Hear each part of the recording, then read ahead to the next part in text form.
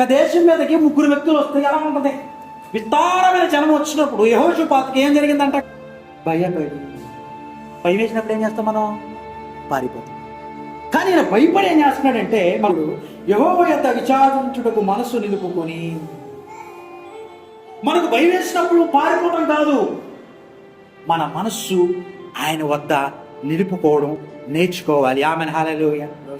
ఎప్పుడైతే యెహోషాపాతు ఆయనకి భయం కలిగినప్పుడు ఆయన పారిపోలా, శత్రువులకు అప్పగించుకోలా. ఈ లోకము ఇలా చేరా, ఇలా దుర్మార్గం చేసి డబ్బు సంపాదించాలని చెప్పింది.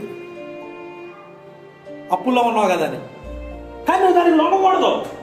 యెహోషాపాతు లొంగలా. ముగ్గురు ఆయన మీదకి దాడెత్తి వచ్చినప్పుడు ఆయనకి భయం కలిగినప్పుడు పారిపోవడం మనం చూడట్లా. ఏది అలాగా? ఆయన దేవుడి మీద మనసు నిలిపాడంట. నిలిపి ప్రార్థన చేశాడు.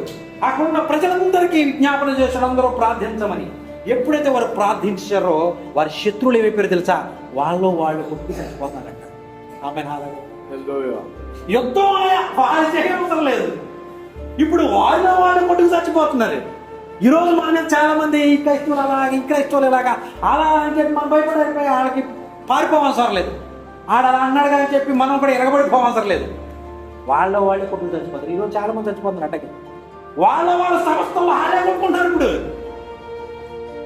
మనం ఎప్పుడైతే మనసు నిలుపుకుని మనకు కలిగిన కష్టాన్ని బట్టి దేవుడి సన్నిధికి వచ్చి ప్రార్థన చేస్తే వాళ్ళే కొట్టుకోవాలి. యుద్ధము ఎవరిది? ఇప్పుడు యెహోవాది. ఆమేన్ హల్లెలూయా.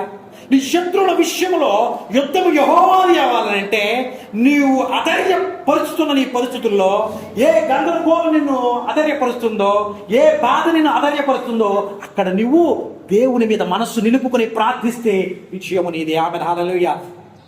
శత్రువులు వాళ్ళు కొడుకుని చచ్చిపోయారంట. ఆమేన్ హల్లెలూయా. యుద్ధం వారు చేయవసరం లేదు.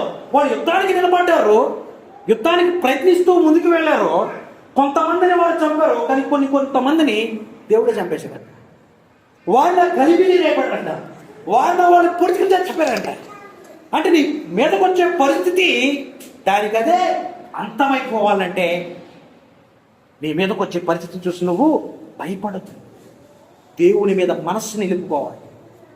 దేవుని మీద మనస్సు ఎప్పుడైతే నిలుపుకుంటావో అప్పుడేం కలుగుతుంది? నీకు ధైర్యం వస్తుంది. అప్పుడేం కలుగుతుంది? శత్రువులు మీద దేవుడు యుద్ధమును చేస్తాడు. ప్రార్థన ఎంత ప్రాముఖ్యమైనది. ప్రార్థన రక్షిస్తుంది.